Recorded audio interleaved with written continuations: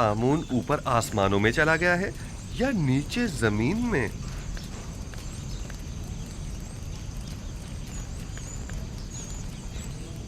जनाबे हुरमहू, इन्हें जिंदान ज़ावीरा ले जाइए ताकि बाद में इनका मुहाकिमा किया जा सके। लानत हो तुम पर आमून, और लानत हो तुम पर आखमाहू, जिसने हजारों साल हमें फरेब दिया है। इस तरह कहने की तुम्हारी जुर्रत कैसे हो रही है? तुम्हें आमून की तौहीन करने का कोई हक नहीं।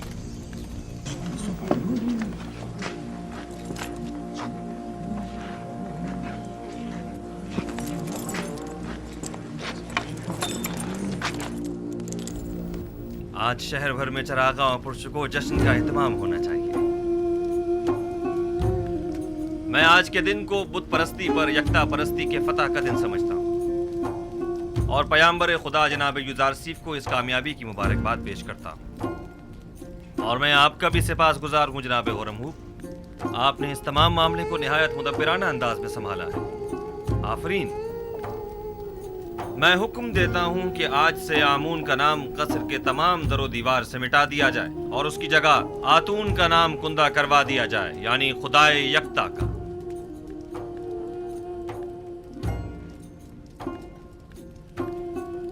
और हुक्म देता हूं कि आखमहू और उनके शरीके जुर्म साथियों को तादम मर्ग कैद में रखा जाए।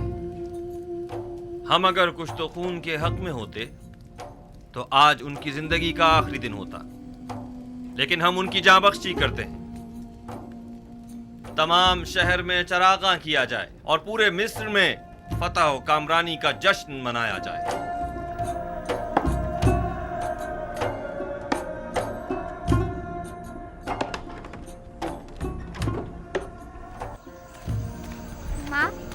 माँ, मुझे बहुत भूख लगी है, कुछ खाने को दे दो।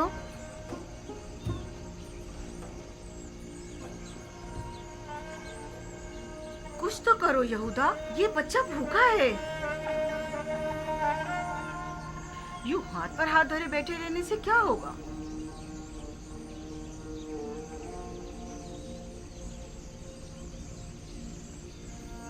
गुरूब होने तक बर्दाश्त करो। तहत है, रोजाना दिन में सिर्फ एक मर्तबा ही खाना खाया जा सकता है। बच्चे तो ये बातें नहीं समझते ना, वो बहुत भूखा है। तो इसे समझाने की कोशिश करो ना, चारा भी तो नहीं है।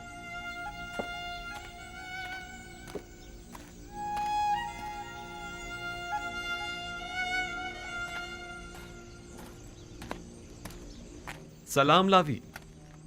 सलाम बिन्यामिन। क्या हुआ, आज रास्ता कैसे भूल गए? नहीं, वो बाबा ने मुझे भेजा है। जाओ बेटा, जाओ जाकर खेलो। मजाक मत करो भाई, बाबा को हमसे क्या मतलब? पता नहीं, बस इन्होंने फरमाया कि अपने भाइयों को यहाँ बुलाओ। खुद उन्होंने कहा कि अपने भाइयों को बुला कर लाओ। कहा तो यही है। बाबा ने तो बरसों से कोई कलाम नहीं किया, अब अचानक ऐसा क्या हो गया? क्या तुम कसम खा सकते हो कि खुद बाबा ने हमें बुलवाया है? कसम की क्या बात है? आखिर आप लोगों को यकीन क्यों नहीं आ रहा? बाबा मुंतजिर हैं, दूसरे भाइयों को भी बता दें। कहा या मुइन, अपने चचाओं को बुला कर लाओ, जल्दी करो। कहीं फिर यूसुफ के पुराने जख्म तो कुरेदने का इरादा नहीं है बाबा का? यूसुफ जख्म नहीं, गम है, एक ऐसा दर्द जो आप लोगों ने बाबा की रूह में उतारा है। मुझ में ना नसीहत सुनने का हौसला है और ना ही ताना और तशना बर्दाश्त करने का। उलझने के बजाय बेहतर होगा हम खुद चलकर देखें कि बाबा ने हमें क्यों बुलाया है। बहरहाल मैंने पैगाम पहुंचा दिया है, आना ना आना अब आप लोगों पर मुनसिर है। ठहरो, साथ ही चलते हैं। अब गुस्सा छोड़ो, ठीक है?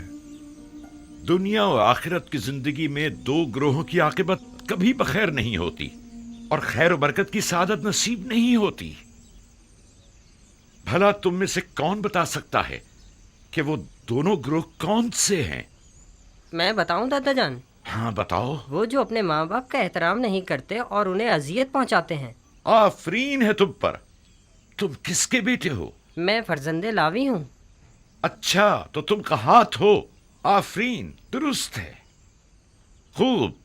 और वो दूसरा ग्रोह कौन सा है जिसका अंजाम अच्छा नहीं होता? तुम इसे कौन बताएगा? क्या मैं बताऊं दादा जान?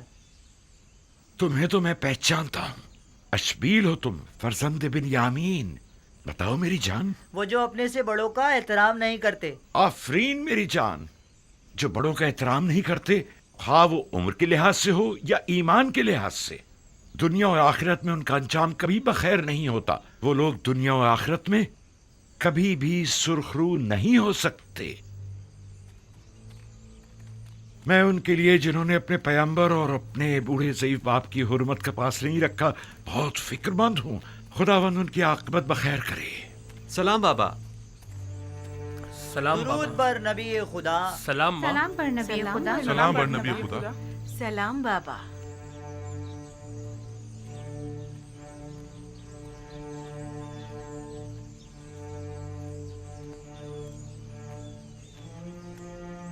आप सब पर भी खुदा का दुरूद हो।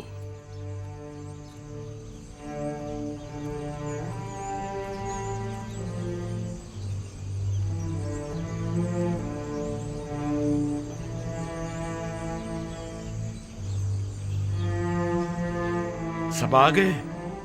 जी बाबा। ये सख्ती और खुशकसाली एक नेमत है और मैं मुस्तकबिल के हवाले से काफी पुरुमीद हूं। अलबत्ता तुम जैसे सुस्त कामचोरों से कोई उम्मीद नहीं। हम मौत के दहाने पर खड़े हैं बाबा, लेकिन इन लोगों को तो कोई परवाह नहीं। ये तुम लोगों को क्या हो गया है? आखिर कब तक यूं ही सोगवार बैठे रहोगे? मेरा ख्याल है तुम लोग मर्द हो और हर एक के दोष पर पूरे खानदान की जिम्मेदारी है। अब क्या चाहते हो कि यूं ही हाथ पर हाथ धरे बैठे रहो और अपने खानदान के एक एक फर्द को मरता हुआ देखो? आखिर और हम कर भी क्या सकते हैं बाबा? अगर तुम मर्द लोग कुछ नहीं करोगे तो क्या हम खवातीन करेंगी? कोई कोशिश, कोई जुम्बिश, यूं ही बेकार तो नहीं बैठा जा सकता ना। लेकिन बाबा, आप तो जानते हैं कि आसपास के तमाम शहर और देहात भी काहत का शिकार हैं। ऐसे बताएं अब हम क्या कर सकते हैं? मैंने उस ताजिर मलिखा और चंद दूसरे लोगों से सुना है कि मिस्र के हालात काफी बेहतर हैं। अजीज मिस्र ने काफी मिकदार में गंदुम जखीरा की हुई है। तुम लोगों के पास जितने भी दिरहम और दीनार हो सब जमा करो और मिस्र के लिए रवाना हो जाओ। शायद इसी तरह अपने बीवी बच्चों के लिए कुछ कर सको। यहां बैठकर सिर्फ परेशान होने से कहत की मुश्किल तो हल होने से रही।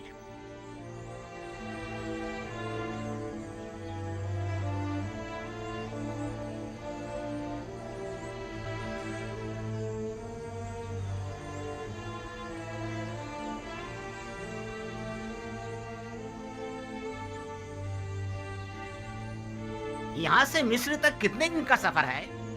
तकरीबन 20 रोज। रास्ता काफी तवील है। इसके सिवा कोई चारा नहीं। अब हम अपने बीवी बच्चों की मौत का तमाशा तो करने से रहे। गंदुम वहां भी ना मिली तो कम से कम तसल्ली तो हो जाएगी कि जिंदा रहने के लिए हमने अपनी पूरी कोशिश तो की। अब तो मुझसे और मेरे बच्चों से मजीद भूख बर्दाश्त बिल्कुल नहीं होती। अगर कहत से खानदानी बनी इसराइल पर कोई मुसीबत टूटी तो मैं खुद को कभी माफ नहीं कर सकूंगा। मेरा ख्याल है कि बाबा का मिस्र जाने का हुक्म देना और गंदम की तलाश में तगोदो करने का कहना ये सब एक आजमाइश है। शायद बाबा ये देखना चाहते हो कि आप लोग माफी के लायक हैं या नहीं। अगर नबी खुदा आपको जाने की तरकीब दे रहे हैं तो तरद्दुद मत करें। वो ऐसी बातें जानते हैं कि जिनका तुम्हें इल्म नहीं। बेशक उनके अहकामात की इताअत ही में तुम लोगों की फलाह बहबूद मुज़मिर है। जाओ जाओ और जाने की तैयारी करो।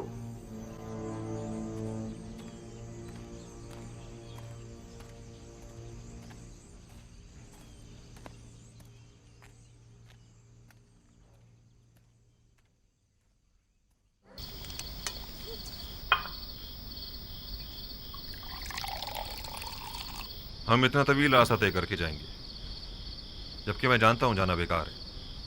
अगले चंद रोज में तो ये रोटी भी खाने को मैसर नहीं आएगी। रास्ते के खतरात के बारे में भी सोचा है?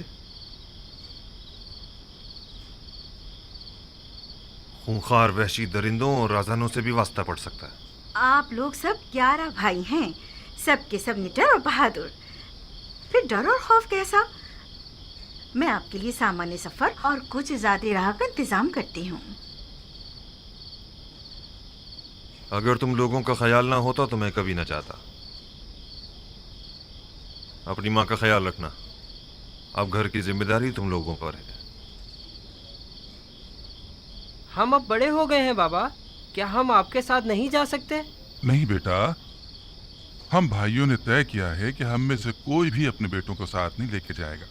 और वैसे भी अभी तुम लोग कम उम्र और ना तजुर्बेकार हो और सफर के खतरात से नाशना। तवील सफर के लिए तजुर्बे का होना निहायत जरूरी है। अपना बहुत ख्याल रखिएगा। मैंने सुना है कि राहजन घात लगाए बैठते हैं और कारवां वालों पर हमला करते हैं। 11 बरोमंद भाइयों पर हमला करने की किस में जुर्रत होगी? और फिर किनान के दीगर अफराद भी इस सफर में हम लोगों के साथ होंगे। अहद, जरशु, कहत, देखो घर और जानवरों की तरफ से मैं बेफिक्र हो जाऊं ना। मैं तुम लोगों के भरोसे पर इस सफर पर जा रहा हूँ। मैं आपका सम्मानित सफर आमादा कर देती हूँ। सिपास गुजार हूँ।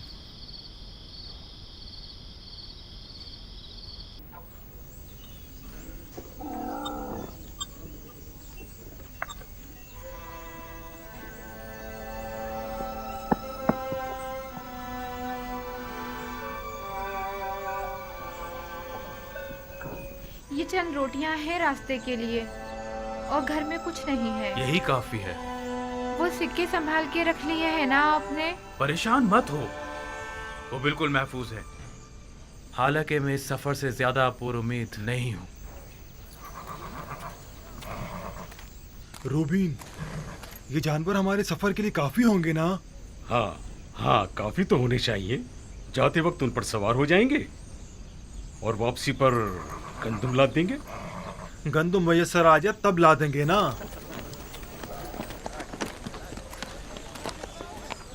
हम भी आपके साथ चलेंगे। सफर पर जाने के लिए काफी अफराद जमा हो गए हैं।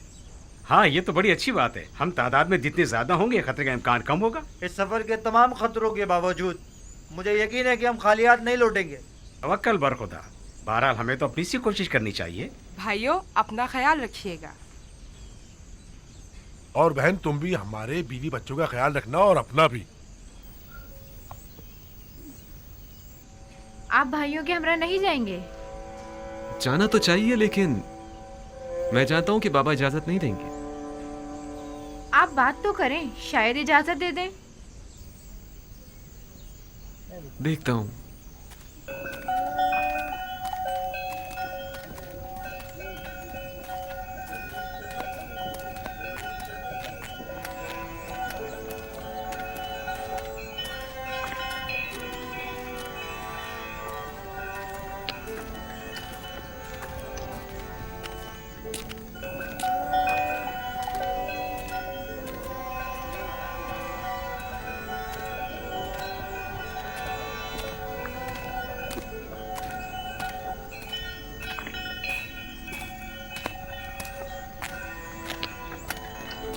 सलाम सलाम बाबा। सलाम सलाम बेटा। बाबा, हम जाने के लिए तैयार हैं। आपकी इजाजत है?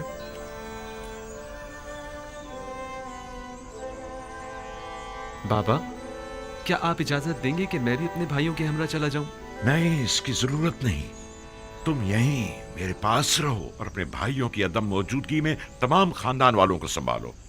जैसा नबी खुदा मुनासिब समझे। आया नबी खुदा सफर के लिए हमारी कोई रहनुमाई नहीं फरमाएंगे? जैसा कि मैंने बताया कि मैं इस कहत के नताइज से काफी पुरुम्मीद हूँ, लिहाजा नसीहत करता हूँ कि इस सफर में पेश आने वाले वाकयात को खैरुस्सलाह समझना, न कि मुश्किलात और रुकावटें। हर वाकये में कोई ना कोई हिकमत पोशीदा होती है। हमारे हक में दुआ कीजिएगा बाबा। खुदा निगहदार हूँ। हमारे लिए दुआ खुदा कीजिएगा निगहदार बाबा। बिनियामीन। फिर खुदा मिलेंगे निगहदार। बाबा। इत्मीनान रखिए, हम खाली हाथ नहीं लौटेंगे। खुदा निगहदार। खुदा निगहदार। सब हरकत करेंगे। अपना ख्याल रखना।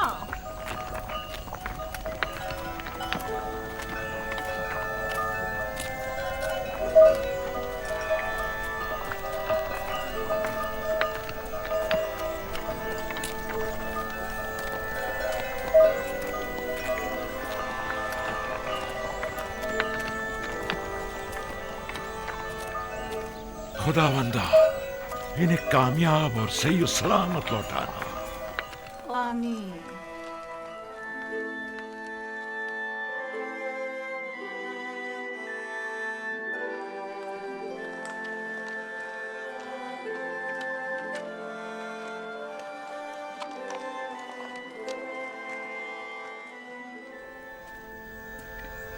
बानो जुलेखा कहाँ? आप कहाँ जा रही हैं?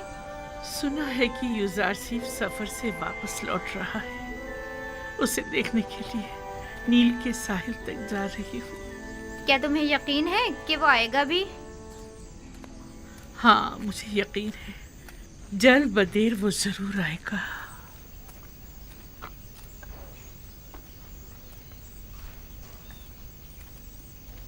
देखा तुमने, कितनी सादा और भोली है। गोया तुम्हारी तंजिया बातें उसे समझ ही में नहीं आई। लगता है अपनी अकल से हाथ धो बैठी है, लेकिन मैं फिर भी उनके लिए एहतराम की कायल हूँ। दीवाने भी काबिल एहतराम हुआ करते हैं। हमेशा बच्चे और जवान युजारसीफ से मुतालिक झूठी झूठी खबरों से उसे बेवकूफ़ बनाते रहते हैं और उससे इनाम मिलते रहते हैं। इसके बावजूद कि अब उनकी तमाम शान शौकत ख़त्म हो चुकी है, लेकिन फिर भी वो नाउम्मीद नहीं हुई है। युजारसीफ की खबर सुनते ही उन्हें देखने के लिए चल पड़ती हैं। युजारसीफ तो हर रोज़ किसी न किसी शहर में होता है, उससे मिलना इतना आसान नहीं।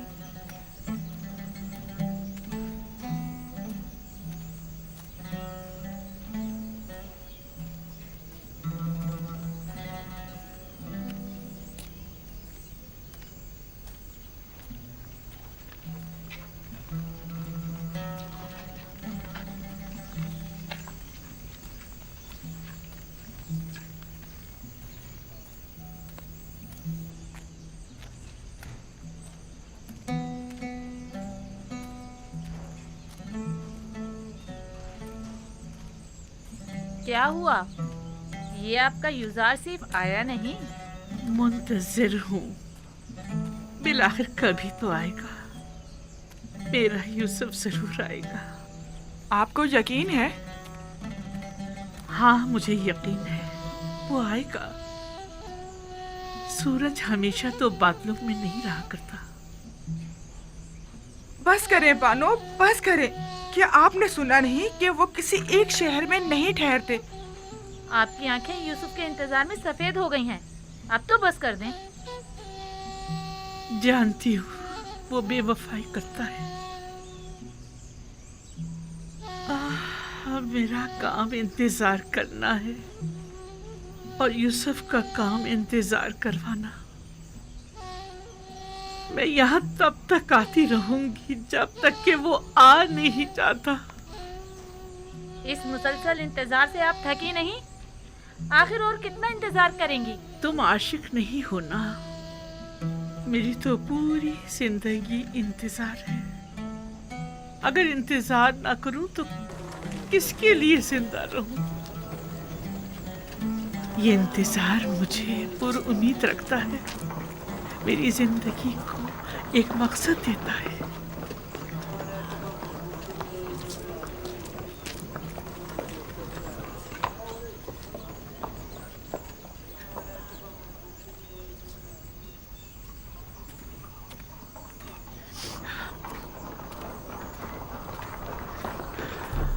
यूसुफ की खुशबू आ रही है।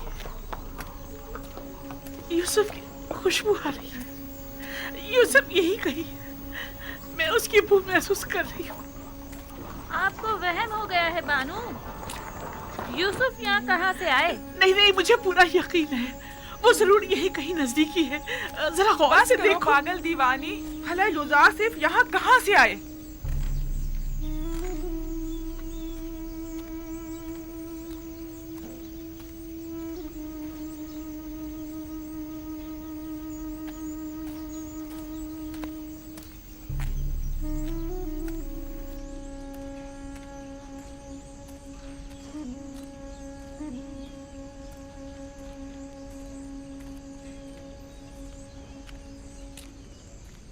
माफ कर दीजिए बानो, मैंने जानबूझ के ऐसा नहीं किया है। मैं बेख्तियार हो गई थी। मुझे तुमसे कोई गिला नहीं। गिला तो मुझे यूसुफ से है। अगर वो आ जाता तो ये लानत मलामत न सुननी पड़ती।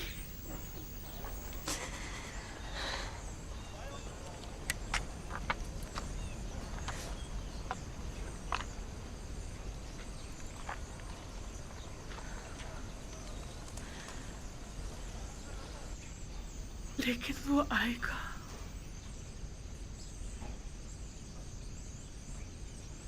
बिलाखिर एक रोज ये इंतजार खत्म होकर रहेगा।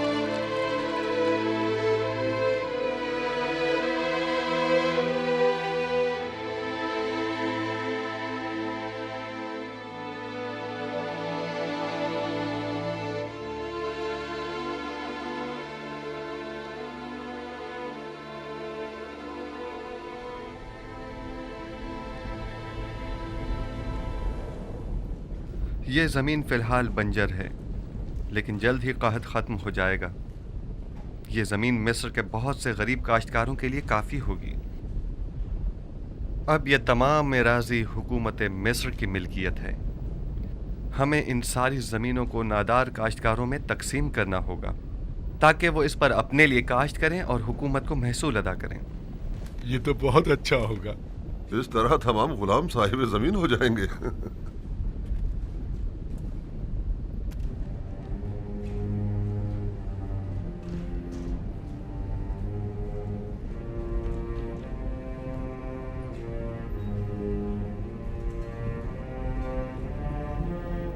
नहीं मालूम इस वक्त अहले किनान पर क्या बीत रही होगी। वो कहत में क्या कर रहे होंगे।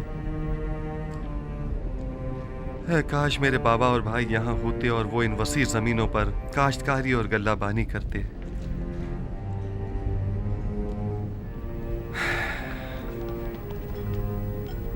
जब ये इतना बड़ा दरियाई नील इस तरह खुश्क हो गया है तो जाहिर है कि किनान की हालत क्या होगी।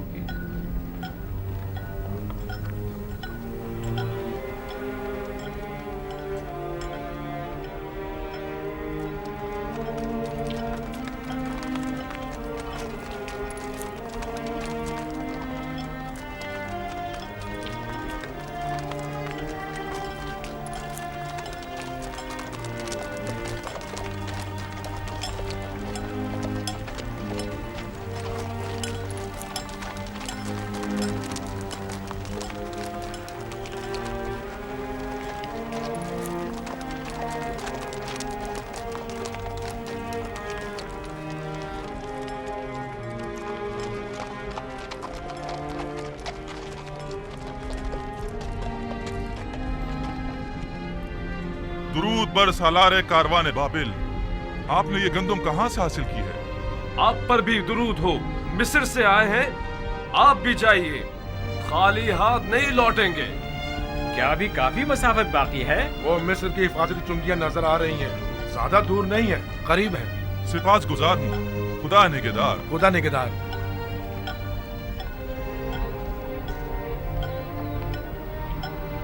जल्दी करो, जल्दी जल्दी कदम बढ़ाओ। वाह, अब तक तो बड़ी बेजारी से मिस्र आ रहे थे, अब क्या हो गया? अब तक कोई उम्मीद जो न थी।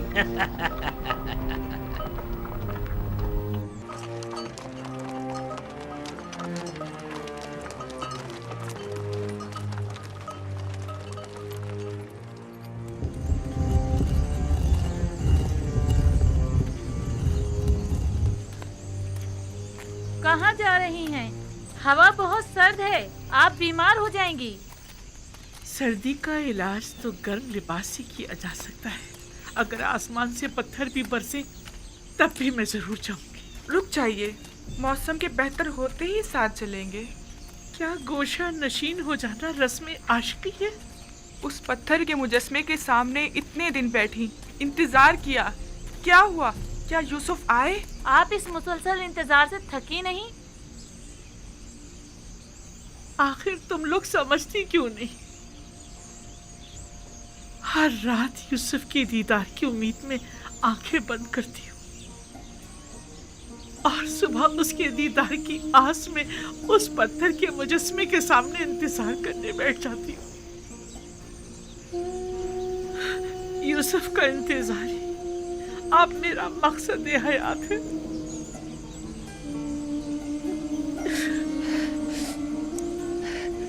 मैं कभी भी मायूस होकर इंतजार करने से नहीं थकूं।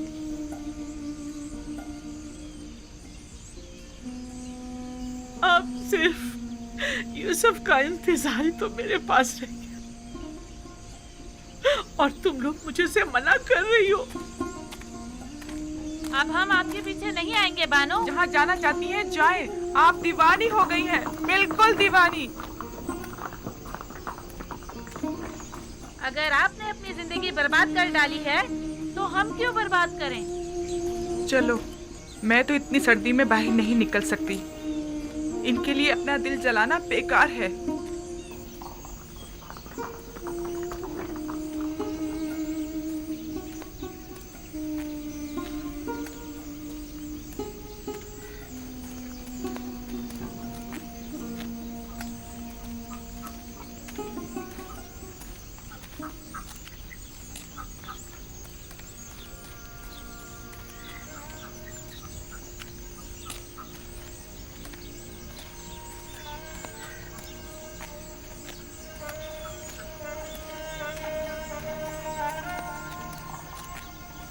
जुलेखा, क्या इस सर्दी में तुम्हारा कोई घर या ठिकाना नहीं है? कसर है ना महल की तरह कुशादा, अब्र की तरह तंग, जिंदान की तरह तारीख।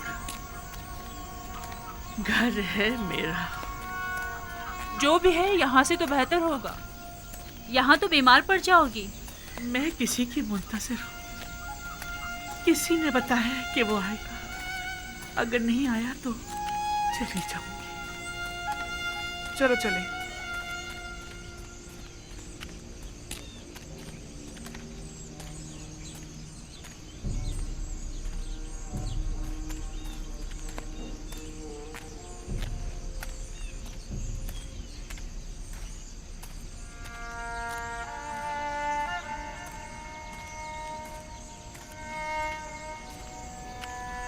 क्या हुआ?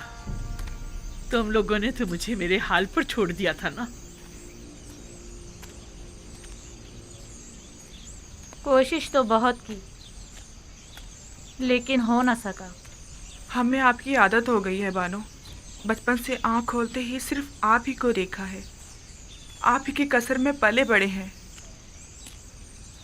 किसी और जगह से तो हम वाकिफ भी नहीं। मेरा पीछा छोड़ दो। मेरी तन्हाइयों में मुखल मत हो। लेकिन हम आपको यूं तन्हा तो नहीं छोड़ सकते ना। तुम्हारे साथ जब होती हूँ तो तन्हा हो जाती हूँ, वरना हमेशा हर जगह यूसुफ मेरे पास होता है। तुम दोनों क्या आती, वो मुझे छोड़कर चला जाता है।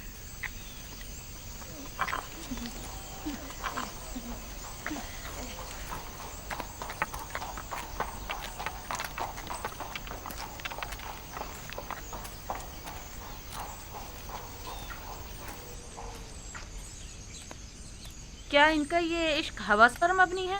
क्या अब भी वो कोई नफसानी ख्वाहिश रखती हैं? मुझे नहीं लगता। अब जुलेखा के पास बचा ही क्या है जो वो कोई नफसानी ख्वाहिश रखें। वो जैसे जैसे बूढ़ी होती जा रही हैं उतनी ही दिल नशीन होती जा रही हैं। मुझे ऐसा लगता है कि जैसे मैं जुलेखा को भी पसंद करने लगी हूँ और इश्क जुलेखा को भी।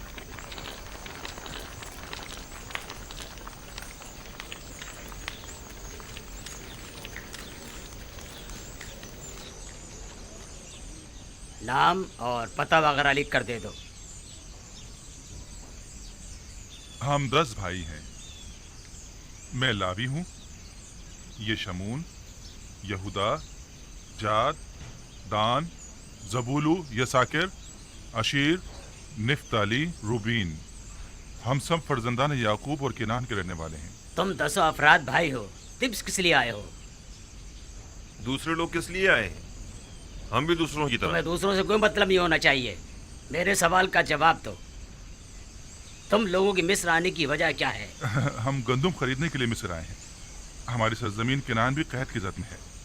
हमें बताएं अब हमें क्या करना होगा। हमें मामूर किया गया है कि अजनबी लोगों की मुकम्मल मालूमात हासिल करें। हमें मालूम होना चाहिए कि तुम लोगों ने इससे कब्ल यहाँ से गंदुम हासिल की है या नहीं। आया गंदुम के ताजिर हो या काहतज़दा। अपने नाम, पते और कुल तादाद लिखो। ये इतने सारे बहाने किस लिए? अगर गंदुम नहीं बेचना है तो इतना तंग क्यों कर रहे हो? ये यहाँ के कवानीन हैं। अगर कबूल नहीं है तो जा सकते हो। जाओ, कोई गंदुम नहीं है यहाँ। बस करो शमून। मैं आपसे माजरत चाहता हूँ जनाब। अगर ये कवानीन सबके लिए हैं तो हम भी इनका एहतराम करेंगे। आप बताइए अब हमें क्या करना होगा। अपने तमाम कवायद इस कागज पर दर्ज करें। वो हम जनाब यूजारसीफ की खिदमत में पेश करेंगे। देखें वो क्या हुक्म देते हैं। तुम और तुम्हारे दीगर भाई मेरे हुक्म लाने तक यही दरवाजे के बाहर इंतजार करें। बहुत बेहतर जनाब। इसमें लड़ने झगड़ने की तो कोई बात ही नहीं।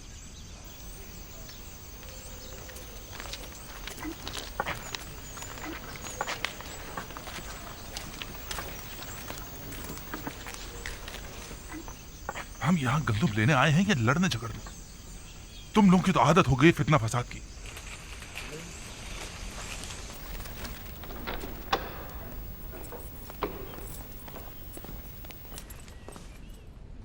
या नबी खुदा, दरवाजा सूरिया का निगहबान गुजारिशात पेश करना चाहता है।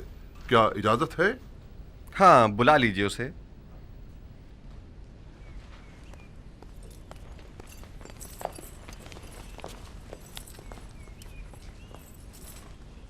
दुरूद बरारी जनाब यूजार से।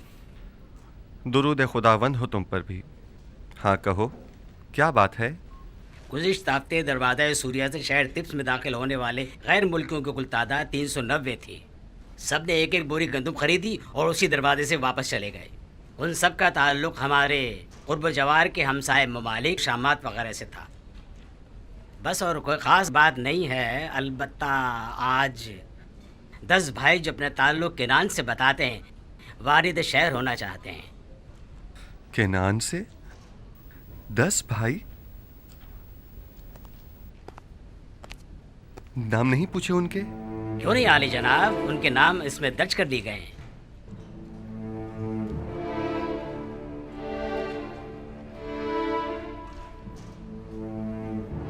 वही है, बनी इसराइल।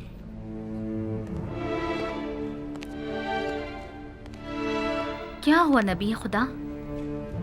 क्या कोई नाखुशगवार वाकया पेश आया है?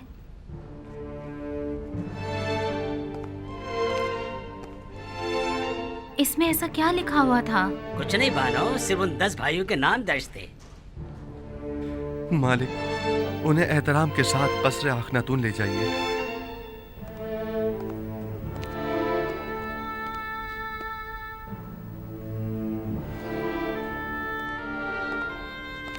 आपको खुदा का वास्ता कुछ तो बताएं। आखिर आप कुछ बोलती क्यों नहीं? बिलाखिर तकदीर मेरे भाइयों को मिस्र ले आई है ताकि वादा खुदाबंदी की तकमीलियत का अपनी आंखों से मुशाहिदा कर सकें। इतने तवील अरसे बाद? इरादा खुदाबंदी यही था कि हम एक दूसरे से इतने अरसे दूर रहें। बस मेरा आपसे ये तकाजा है कि यहाँ मेरे भाइयों की मौजूदगी का किसी को इल्म न होने पाए।